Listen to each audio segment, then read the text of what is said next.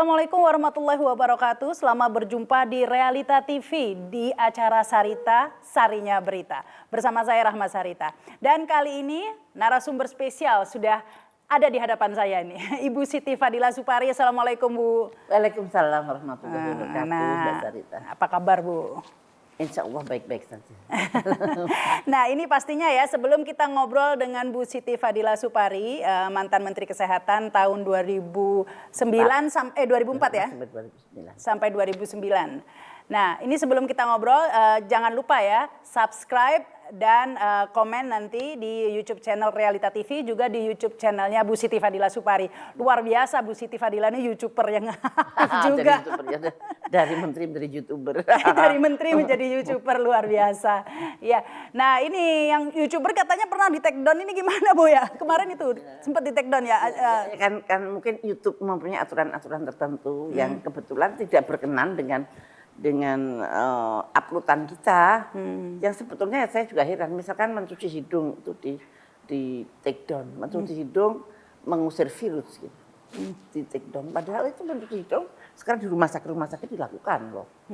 Nah, terus kemudian yang satunya lagi tentang Prof Nidom ya, Prof Nidom itu yang berbicara tentang vaksin, tentang apa ya, aku nggak tahu kriteria. Mereka hanya mengatakan melanggar apa namanya, komunitas, aturan komunitas biasanya. Kan dia yang berkuasa ya, yang berkuasa selalu menang. Ada berapa video yang di take down itu? Ada dua. Yang terakhir ini video yang sebetulnya sudah di private ya? Di private. Di take down juga. Padahal di aturannya nggak boleh kalau sudah di private. Sebetulnya mereka tidak boleh men-take down. Luar biasa. Tapi ya itu yang namanya. Sudah di private masih di take down juga. Iya. Jadi padahal mau buat file maksudnya Bu Siti ya, sudah di private kan gitu ya. Tapi tetap hilang akhirnya itu ya. Iya. Mudah-mudahan yang di itu hilang, yang di take down hilang. Jadi cepat buruan nonton ya daripada nanti ini mudah-mudahan nggak di take down ya. Iya. Jadi kita akan membahas ya ini soal vaksin Nusantara yang akhir-akhir ini kembali menjadi perbincangan publik ya, apalagi banyak tokoh-tokoh, pejabat begitu yang sudah menggunakan vaksin Nusantara ini, mulai dari banyak ya, si Bu Siti Fadila Supari sendiri udah yang pertama ya. Kemudian ada Dahlan Iskan, ada Lanyala, ada Pak Ica dan keluarganya. Ya, Abdul Rizal Bakri dan keluarga, ada Anang dan Asanti, ada Gatot Nurmantio begitu ya. Ada banyak lagi nih, ada Hadi Cahyanto ya, Panglima TNI juga menggunakan, ada Adian Apitupulu gitu ya yang mengaku bahwa sudah menggunakan vaksin Nusantara dan alhamdulillah baik-baik saja ya Bu ya. Alhamdulillah. Rasanya tidak ada masalah begitu ya. Yang itu saya setelah bisa naik tangga sekarang. Dulu nggak bisa naik tangga. Oh, malah merasa ini ya lebih baik karena ini fit gitu. Ya karena vaksinnya ini vaksin Nusantara ini seperti sudah dijabarkan ya bahwa ini seperti imunoterapi begitu ya, diambil darah kita dendritik begitu ya, kemudian diberi virus dan antigen, kemudian disuntikan lagi begitu ya Bu ya. Itu cara di-challenge dengan virus. Di-challenge di virus. Dengan antigen. Sehingga setelah kalah baru dimasukkan seperti itu, sehingga ini yang diharapkan tidak banyak menimbulkan kipi ya begitu ya, karena berasal dari darah badan kita sendiri. Nah tapi mengapa meskipun belum ada laporan ya Bu ya yang mengalami fatal, itu belum ada yang dari semua yang menggunakan atau yang dari penelitian atau percobaan? Belum. Tidak ada fatal. Kadang-kadang sini gatal aja kagak, sakit juga kagak yang bekas disuntik kan. Dendritic cell therapy. Tapi sejauh ini memang masih mengalami kendala, belum mendapat izin dari BPOM. Terakhir Kemenkes sudah mengatakan bahwa masyarakat boleh mengakses vaksin Nusantara ini, sudah tidak dilarang lagi begitu ya Bu ya, tapi bersifat pribadi atau layanan, tidak untuk dikomersilkan. Jadi tidak ada izin edar karena tidak boleh diproduksi secara massal karena bersifat autologous. Apa itu Bu maksudnya? Itu kalimat dari mana kok bisa ada kalimat? Dari Kemenkes kan bilang bahwa ini adalah vaksin Nusantara. Ini kelemahannya begitu ya, bersifat autologous. Jadi nggak bisa diproduksi massal. Autolog itu saya diobatin dengan barang yang dari tubuh saya sendiri. Itu namanya autologous. Nah, jadi itu dendritic cell yang berasal dari tubuh saya dikembalikan ke tubuh saya, itu autolog. Kalau sebaliknya yang bukan autolog itu Kalau mendapatkan dari orang lain seperti plasma konvalesens, itu kan orang diobati dengan plasmanya orang lain. Nah, itu pun juga tidak bisa massal karena juga tergantung dengan orangnya yang mau memberi tahu. Nah, sebetulnya otolog dalam hal ini bukan berarti tidak bisa disebarluaskan, bisa dengan teknologi. Jadi sebenarnya teknologinya yang disebarluaskan untuk masyarakat banyak. Itu kata Dokter Terawan. Jadi bukan genetik sel saya yang diperbanyak untuk orang lain, tapi teknologinya yang menjadikan genetik sel saya itu kuat terhadap virus-virus itu ya untuk saya sendiri tidak dikasihkan kepada orang lain, tetapi caranya memperkuat genetik sel itu yang bisa disebarluaskan untuk massal berapa puluh juta, berapa ratus juta orang. bisa jadi sebenarnya ya Bu ya? Bisa. Karena kalau menurut terakhir ini ya, statement dari Kemenkes itu jadi bahwa tidak akan diberi izin edar karena tidak bisa diproduksi massal karena bersifat otologis. Nah ini gimana Bu jadinya Bu kalau Ibu? Saya nggak tahu bagaimana maksudnya dia tidak diberi izin edar ya. Apa betul? Tidak perlu izin edar karena tidak akan perlu izin edar. karena itu tidak bagus perlu, deh. Berarti sudah boleh beredar. tapi Kayak tidak boleh dikomersilkan dan tidak boleh diproduksi massal begitu. Memang genetik selnya tidak diproduksi massal. Yang diproduksi massal adalah teknologinya. Alatnya begitu ya Bu ya? Iya, teknologinya atau alatnya. Waktu saya lihat Dokter Terawan di depannya DPR, dia ini plastik ini nanti yang akan saya masalkan. Ini beli di Gembrong juga ada, dia bilang begitu. Nah itu yang akan dimasalkan adalah teknologinya, caranya. Beli di Gembrong katanya mahal Bu, katanya kalau kita sekarang mau suntik vaksin Nusantara bisa 5 juta, benar? Saya belum pernah dengar itu. Kalau saya tanya sama Pak Terawan ya gratis. Oh, Gratis. Jadi, terus itu so far sampai uji klinis 3 kan kira-kira bulan Oktober mudah-mudahan bisa mulai. Nah itu uji klinis 3 itu gratis sama sekali dan membutuhkan 1.500 orang. Tapi kayaknya yang daftar sudah lebih dari 10.000. Wah banyak banget yang daftar karena amannya itu ya. Dan tidak dimasukkan virus ke dalam tubuh kita. Yang dimasukkan apa? Ya itu genetik sel kita sendiri. Oh, bukan virusnya yang dimasukkan? Bukan, virusnya udah dicuci setelah jadi gini, darah kita diambil, darah kita di treatment, diambil apa namanya genetik selnya, kemudian genetik selnya di-treat supaya kuat. Saat ini supaya kalau ketemu virus apa saja genetik sel kita akan Bukan menang. hanya COVID? Ya, menang. Nah, terus kemudian di-challenge dengan virus COVID. Nah, ini jelas menang. Nah, karena memang ini untuk pengobatan COVID yang dicobain ya COVID dong. Nah, setelah genetik sel itu dalam 2 hari menunjukkan kemenangannya, maka kemudian dibersihkan lagi dari challenger itu. Challenger yang virus tadi antigen itu. Nah, antigennya dibersihin, kemudian genetik selnya dikembalikan ke sini. Artinya kita tidak disuntik virus sama sekali.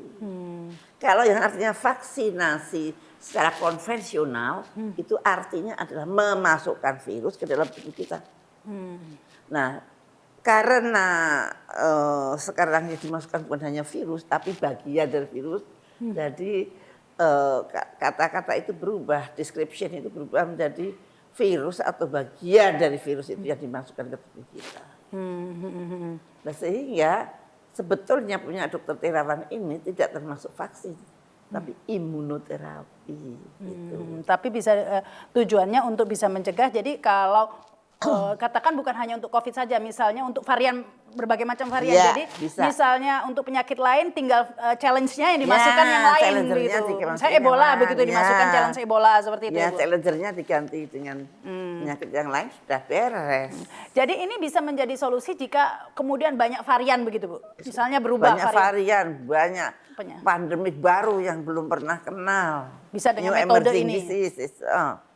Begitu ada korban pasti ada korban. Kan dari korban itu kita bisa ambil virusnya dan kita akan bisa melihat strukturnya dan bisa melihat antigennya seperti ini misalkan gitu. Beres. Nah ini kan sudah banyak peminatnya ya kan, juga pejabat-pejabat di DPR juga ya, wakil ketua komisi 9 juga ya, Mbak Milky atau itu juga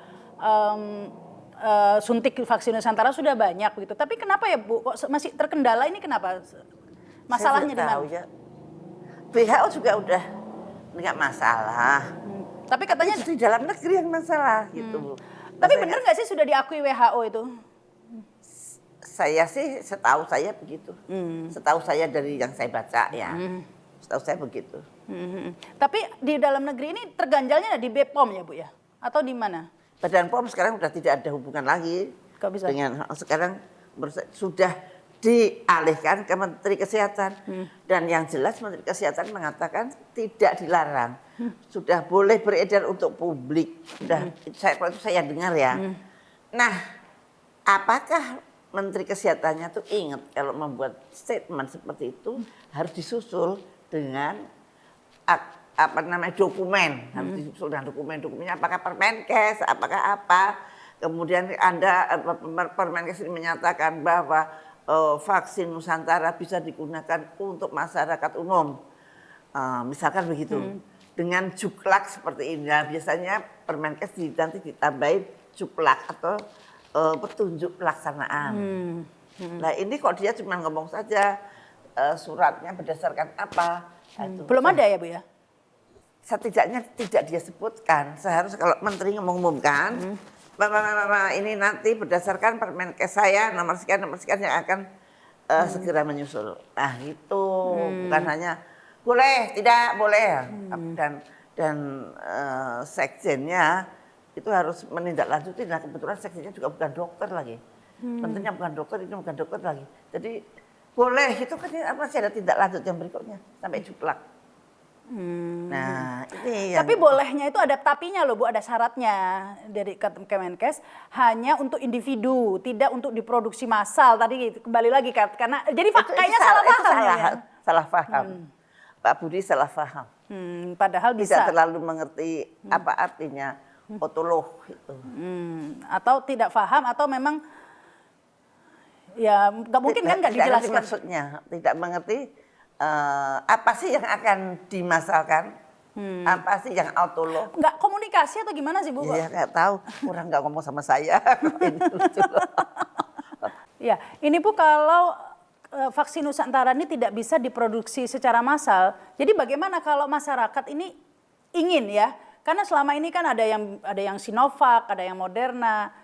Sinovac banyak yang kemudian masih kena begitu ya, Moderna yang ada yang takut kipinya begitu. Kalau ada masyarakat ingin dengan vaksin Nusantara begitu, ini bagaimana caranya? Saya tuh yakin bahwa vaksin Nusantara itu bisa dibuat massal.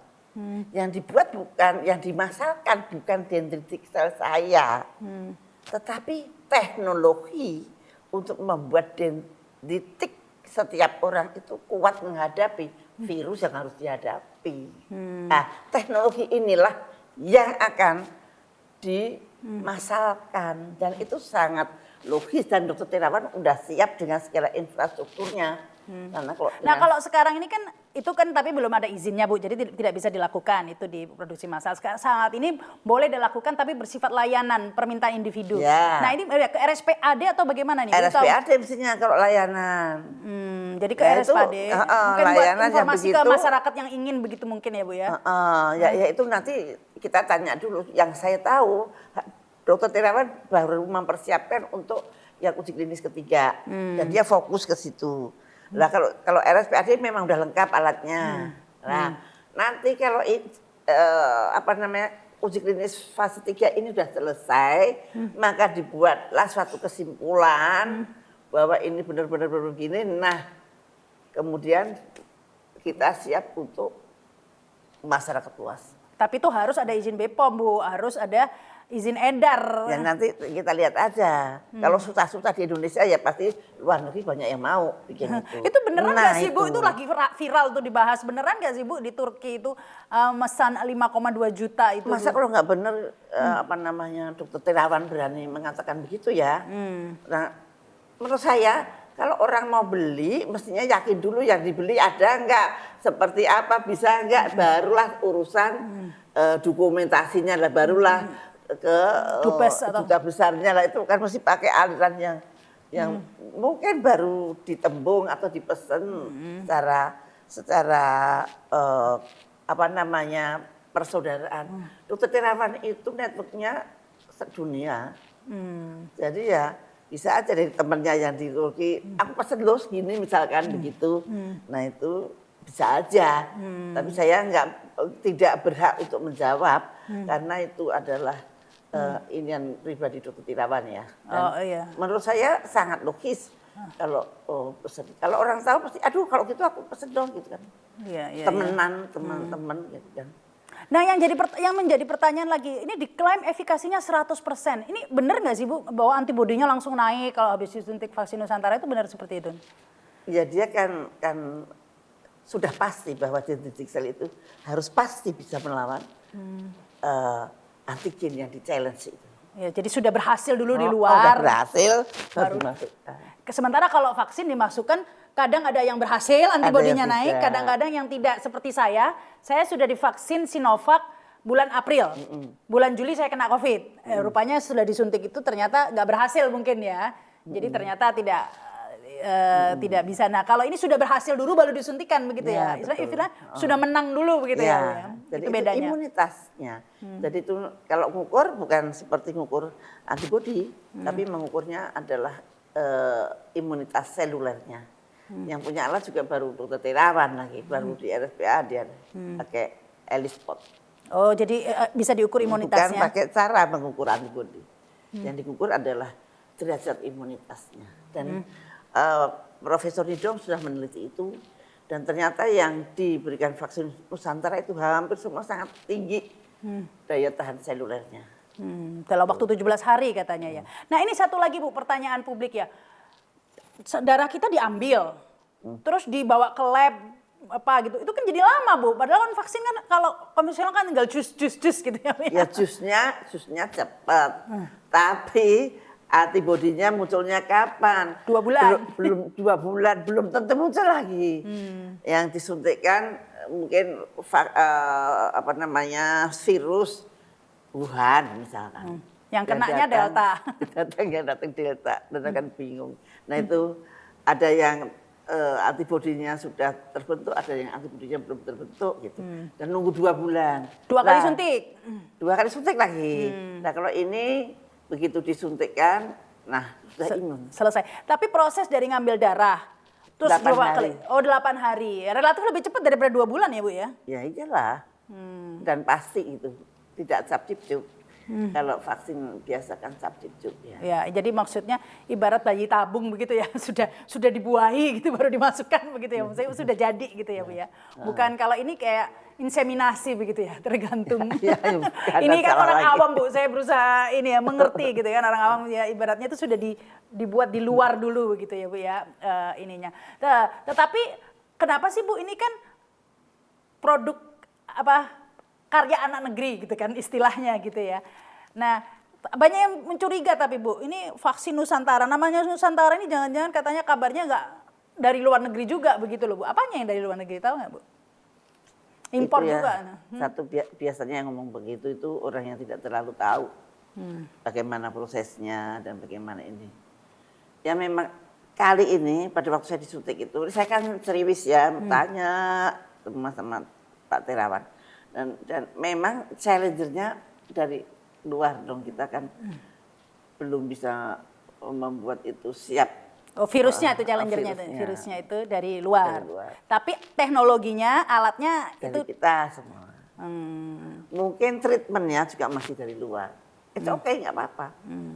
Itu tetap bisa menjadi milik tapi kita. nanti yang diproduksi massa adalah teknologinya, alatnya begitu ya. Tapi memang challengernya itu dari luar dan treatmentnya mungkin juga dari luar. Jadi seperti itu ya, biar jelas gitu ya.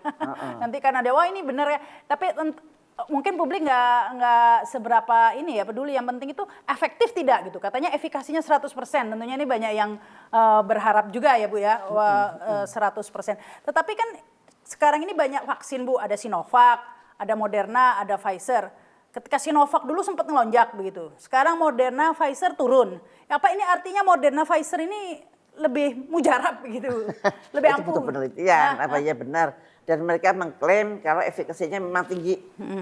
Moderna itu dengan Delta tetap 90 di atas. Tapi Pfizer dengan AstraZeneca dengan Delta agak turun menjadi 70 kalau nggak salah.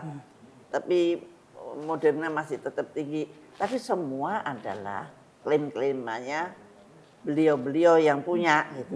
Biasanya perusahaannya yang mengklaim begitu. Jadi apakah you percaya, boleh tidak. Tapi buktinya turun loh Bu sekarang ini kan kasusnya. Nah, apakah karena efikasinya ataukah karena hal yang lain gitu. Turunnya tadi ini ya. Tadi ini nah tetapi Tidak ada penelitian satupun. Jadi walaupun sekarang kita bersyukur alhamdulillah bahwa sekarang pasien-pasien COVID itu turun dengan drastis dan bermakna. Tetapi kenapa kok bisa turun? Nah, belum tahu. ini misteri loh Bu saya ngelihatnya ya Bu ya. Jadi sekarang kenapa begini? Kok bisa naik tiba-tiba naik? Tiba-tiba seperti di India. Oh tiba-tiba naik, langsung tiba-tiba turun Bu. Ya ada ivermectin segala macam turun. Sekarang naik lagi tinggi lagi. Jadi apa sih kok bisa drastis begitu naik turunnya gini? Ya itu yang sulit untuk dijawab karena kalau pandemik ini pandemik biasa, biasanya bisa diurut gitu. Diurut ini oh nggak karena zigzag ini, gitu ya? oh enggak juduk sakar PDW gitu. Nah itu ya makanya kita harus siap.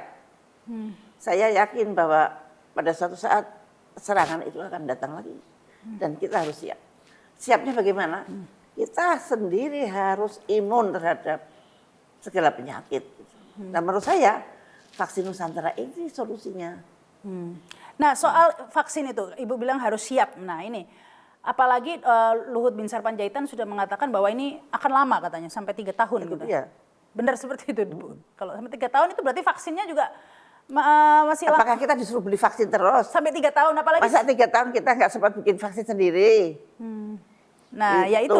Seharusnya kalau pemerintah tahu memang 3 tahun justru digeber, vaksin Nusantara digeber, vaksin merah putih digeber gitu. Nah ini kenapa sih Bu kok sepertinya minim dukungan begitu? Katanya biasanya kan pemerintah ini. Sebetulnya dukungannya kalau dari rakyat banyak yang kurang mendukung itu pemerintah saya tidak mengerti. Mungkin pemerintah mengalami sesuatu yang tidak bisa dikatakan pada rakyatnya. Saya yakin pemerintah pasti ingin melindungi rakyatnya. Cuman pemerintah bisa nggak melindungi rakyatnya? Kan satu pertanyaan. Jadi mungkin dia mengalami suatu tekanan dari kekuatan asing atau kita nggak tahu. Yang nyata bahwa rakyat itu takut, rakyat itu banyak yang menolak divaksin. Rakyat ada yang dikejar-kejar untuk divaksin, ada yang digebukin. Nah itu saya sangat prihatin gitu. Saya yakin tidak ada seorang pemimpin pun di dunia ini yang tidak ingin melindungi rakyatnya. Saya yakin. Kecuali kalau ada sesuatu yang terjadi pada pemimpin-pemimpin kita gitu. Kenapa? Mungkin mereka maksudnya juga melindungi rakyatnya, tetapi dengan cara mereka yang sulit dimengerti oleh rakyat banyak. Saya yakin itu. Iya. Ya karena orang ini jadi sekarang kan orang jadi pilih-pilih nih, kayak jadi nyesel gitu kayak saya gini ya. Ya, saya sudah divaksin Sinovac. Mau vaksin lagi nggak boleh karena sudah dapat Sinovac, tapi katanya Moderna sama Pfizer lebih ampuh. Jadi gimana ya Bu ya? Jadi nah ini orang akhirnya pilihnya booster gitu. Nah, ini vaksin Nusantara ini bisa juga untuk booster atau bagaimana nih Bu? Kalau dokter Terawan boleh, yang sudah divaksin nggak boleh. Oh, boleh juga. Di luar ini loh ya, di luar penelitian, kalau di dalam penelitian, bila Anda menjadi peserta penelitian, maka yang sudah divaksin nggak bisa masuk ke situ. Tapi kalau untuk booster, terapi biasa untuk orang biasa, ya sebenarnya banyak peminatnya ya Bu vaksin Nusantara ini kan sempat bocor itu obrolan Presiden Jokowi dengan Panglima ya ngobrol soal kayaknya Pak Prabowo ya kayaknya mereka berminat juga loh dengan vaksin Nusantara ya bahkan ada yang sudah testimoni sudah divaksin bahkan Presiden juga ingin. Nah ini tapi kalau hanya pejabat-pejabat saja tidak sampai ke masyarakat ini ya jadi kurang bisa menyelesaikan pandemi ya Bu ya kalau nggak diproduksi massal. Nah itu tergantung dari pemerintah sih. Pemerintah akan memberikan karpet merah untuk vaksin Nusantara atau tidak. Gitu. Padahal sudah dipakai, sudah digunakan oleh pejabat-pejabat itu ya. Ibu ngelihat malah masih ada yang mengatakan tuh nggak ada apa-apanya ini. Loh, kok bisa bilang begitu loh? Udah mau dapat paten. Nah itu Indonesia itu orang terlalu gampang bicara tanpa. Oh ini sedang diurus patennya Bu ya, teknologinya vaksin ini? Mungkin sudah dapat kali ya, waktu itu saya bicara itu 3 bulan yang lalu. Oh oke, jadi memang vaksin ini challenge-nya antigennya dari luar, tapi ada alatnya, kuncinya di situ ya, yang itulah produk teknologinya itu yang rahasianya di situ, Ya. kuncinya di situ, dan itu yang akan dipatenkan begitu ya, karena itu yang produk dalam negerinya di situ nih ya, Nusantaranya di situ. Iya. Nah itu yang bisa dimasalkan. Alat itu ya. Kalau teknologinya ini misalkan seperti apa itu, kita bikin ini banyak teknologinya, misalkan berupa kayak apa ya? Alat apa? Kayak kue gitu, kue ya, kuenya itu bikin beratus-ratus juta juga bisa dibagiin sama orang. Nah, orang yang dibagi teknologi itu dia bisa menjalankan. Ibu melihat ada semacam ini nggak, melihat seperti ada apa ya, persaingan bisnis vaksin atau mafia vaksin nggak sih Bu? Ini kok terganjal terus ini vaksin Nusantara ini? Padahal udah digunakan. Satu, saya nggak punya data. Tetapi kesannya orang-orang di pinggir jalan kayak orang-orang, nah itu semua itu seperti begitu gitu. Karena aneh, bikin vaksin aja kok diangel-angelin gitu. Sedangkan untuk memberikan EUA, vaksin luar negeri gampang banget. Padahal vaksinnya luar negeri juga belum tentu aman. Gitu. AstraZeneca malah banyak yang kasus ya Bu ya? Iya. Itu aja sudah diizinkan. Malah di Jepang juga ada yang di stop. Karena ada isi yang tidak benar gitu. Nah kalau di Indonesia pada yang mereksa begitu, nah gitu. Tapi, jadi keamanan rakyat itu bagaimana? Kalau di Jepang kan dicek isinya. Oh ini ada slot sekian, ada isi yang nggak benar, di stop semua. Kalau apa? Di Indonesia nggak dicek itu, diceknya. Jadi sebenarnya vaksin Nusantara ini ya relatif lebih ini ya, karena dalam kontrol sendiri sebenarnya kita ini. Ya Ibu tadi menyinggung penelitian, itu menarik memang ya Bu. Tidak ada penelitian terhadap fenomena yang terjadi di vaksin. Padahal pada keadaan pandemik data itu sangat penting. Kenapa naik, kenapa turun? Nah ya itu kenapa bisa? Kenapa yang divaksin Sinovac ini sehat semua, yang divaksin ini pada sakit semua. Yang diberikan vaksinnya itu begitu nggak ada data. Sebenarnya jawabannya ada, tapi baru asumsi ya. Misalnya kenapa sekarang ini kok turunnya drastis, dari kemarin melonjak gila-gilaan begitu ya, kemudian turun drastis, katanya karena PPKM Bu, karena kan kita di PPKM gitu. Jawabannya itu. PPKM dulu melompat juga PPKM. Dan ya PPKM-nya apakah benar murni karena PPKM juga belum ada. Nggak ada. Karena memang benar-benar drastis turunnya itu sekarang. namanya asumsi. Ya seperti itu. Dan juga seberapa untuk menilai vaksin. Kalau memang misalkan virusnya itu cuma meledak dalam jumlah segitu doang, gimana? Bukan PPKM dong. Nggak usah PPKM juga udah habis. Tiba-tiba ada terjadi ledakan waktu itu, ledakan Delta. Jumlahnya berapa ratus juta virus misalkan. Tapi yang kena cuma segitu. Dia cuman itu doang, nggak ada lagi. Ya setelah itu habis ya habis gitu. Karena waktu itu terjadi juga di Singapura, di Amerika, di Wuhan. Dan satunya lagi di mana, di Swedia, di Hungaria atau di mana ya, yang di Chili. Di Chili. Jadi yang sudah divaksin dengan korban, yang sudah divaksin dan korban ini nggak ada hubungan gitu. Karena di Amerika sudah divaksin itu hampir 60%. Kalau di Singapura itu 80%. Tapi tetap juga terjadi ledakan. Ledakan Delta itu loh. Ledakan Delta itu bukan hanya India sama Indonesia. Selain India, Indonesia dalam waktu yang sangat dekat. Singapura, Amerika. Ada hubungannya dengan vaksin. Bagaimana Anda bisa memutuskan itu karena PPKM gitu. PPKM kan cuma Indonesia. Si Singapura yang PPKM-nya ketat banget aja meledak. Jadi sekarang ini kita nggak tahu ya, mungkin kita bersyukur aja, untung kali ya. Bersyukur. Bersyukur aja sekarang angkanya turun begitu aja ya. Cuman kita harus bisa, apakah ini keberhasilan? Apakah ini keberuntungan? Menurut saya keberuntungan.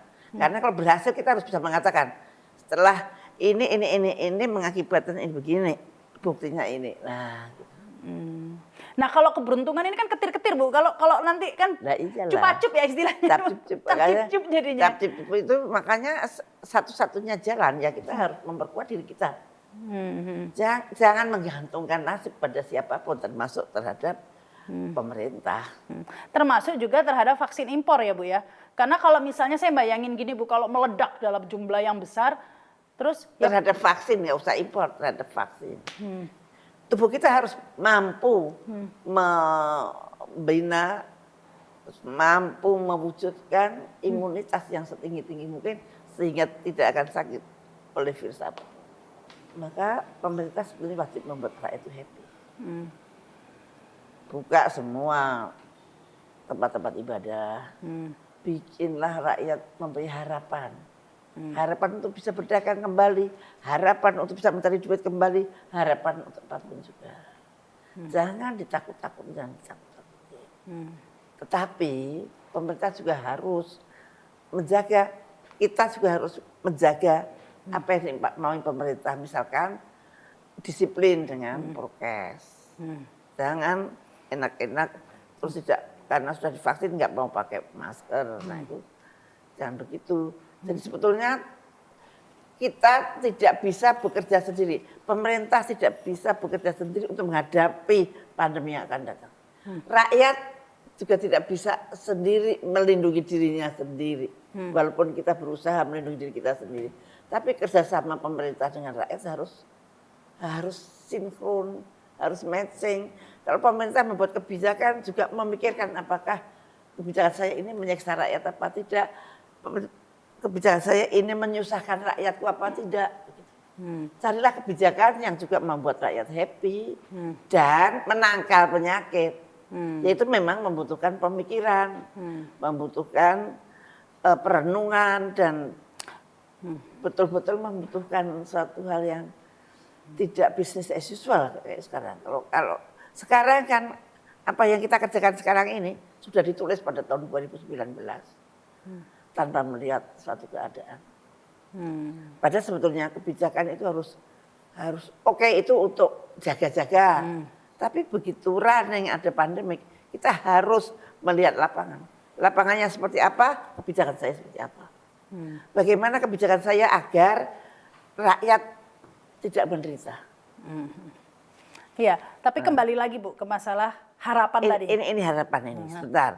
Kemudian kedua, harus hidup sehat, harus tidur cukup, olahraga yang cukup, kemudian makanan-makanan yang cukup. Pemerintah memberikan suplemen-suplemen yang terbukti sudah ada gunanya.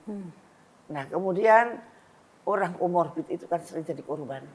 Komorbid atau orang-orang yang mempunyai risk faktor yang tinggi untuk terkena infeksi virus. Diopeni, caranya ngopeni, orang-orang yang punya komorbid ini, ayo sana puskesmas. Saya gratiskan. Saya beri obat-obatan gratis. Tapi kendalikan komorbid Anda. Sehingga itu mengurangi angka kematian ketika badai penyakit itu datang. Tuh. Kembali ke masalah vaksin ini ya Bu ya kan tadi happiness kata harapan. Harapan, iya. Ya, tadi itu harapan tadi itu loh. Vaksin Nusantara ini bisa jadi harapan nih, orang-orang berharap ketika putus asa udah kena Sinovac masih kena COVID begitu. Nah, orang terus kemudian adalah namanya vaksin Nusantara yang dikatakan buat komorbid juga aman begitu ya Bu katanya. Kemudian harapannya orang jangan-jangan ini juga bisa, apalagi ini produk dalam negeri halal katanya begitu ya Bu ya. Tapi seandainya ini Bu, seandainya terus nggak dapat izin bagaimana nih Bu? Nggak dapat izin edar dan tetap kita harus menggunakan yang ada ini. Ya nggak bisa kalau nggak dapat izin. Ya nggak bisa. Kita kan hidup di suatu negara yang ada aturannya, gimana kita harus tunduk pada aturan-aturan negara. Ya mudah-mudahan pembuat kebijakan itu nuraninya dihidupkan. Mudah-mudahan diberikan petunjuk oleh Allah untuk berbuat sebijaksana mungkin untuk melindungi rakyatnya. Meskipun saat ini belum diizinkan, tapi sudah tidak dilarang ya Bu ya. Nah, Pasti sudah yang one penting step tidak lah. dilarang. Tinggal kita kejar Pak Budi mana suratnya, mana tanda tangan Pak Budi bahwa itu tidak dilarang dan boleh untuk publik. Tolong Ya, publik, tapi apa Permenkes, Juklak, Juknis, nah itu harus lengkap. Kalau ada itu aman. Nanti kalau cuma omong saja, pada suatu lain hari lagi bisa berubah. Iya. Yang namanya manusia. Iya, Nah, ini iya. Pak, mudah-mudahan Pak Budi ingat bahwa setiap statement Anda untuk satu instruksi harus ada dokumentasinya, ada birokrasinya yang sah. Jadi mungkin ini bisa jadi alternatif ya vaksin Nusantara Oh, ini. sangat. Ya, jadi alternatif, Bahkan solusi. bahkan solusi ya Bu ya. Apalagi? Masih ada vaksin lain lagi yang sedang berjalan, yaitu vaksin merah putih. Yang kita tidak bisa, kita juga harus angkat itu dari Eijkman waktu saya dengar dari Pak Prof. Amin Subandrio. Tapi caranya membuat itu seperti AstraZeneca katanya. Nah, itu masih butuh adenovirus, butuh segala macam dari luar juga. Nah soal vaksin ini Bu ya, kok negara-negara tertentu saja ya tampaknya memang yang bisa bikin ya Bu ya. Sebenarnya ada juga misalnya India itu kan bikin vaksin sendiri juga, apa namanya Covax, apa ya lupa saya namanya. Covax itu vaksin multilateral. Ya, tapi dia bikin sendiri juga kan itu India itu bikin vaksin sendiri. Tapi sejauh ini baru dari negara-negara itu saja ya. Selama ini semua penyakit vaksinnya dari negara-negara itu aja ya Bu ya. Memang nggak ada Iya. yang bisa ya negara lain bikin. Iya, ya itulah apa namanya, anehnya di situ. Kelihatannya di situ banget gitu. Dan bila ada pandemik, mereka lah yang Iya. Apa mengeruk nggak ada keuntungan. negara lain yang bisa bikin vaksin Bu? Indonesia nggak bisa gitu. Indonesia bisa banget punya Bio Farma. Tapi sekarang juga kayaknya dibeli sahamnya berapa oleh mereka. Oh, Udah bukan murni punya Bio Farma lagi. oh seperti itu ya Bu ya. Kan kalau dibeli itu artinya dapat duit toh. Nggak bisa mengembangkan.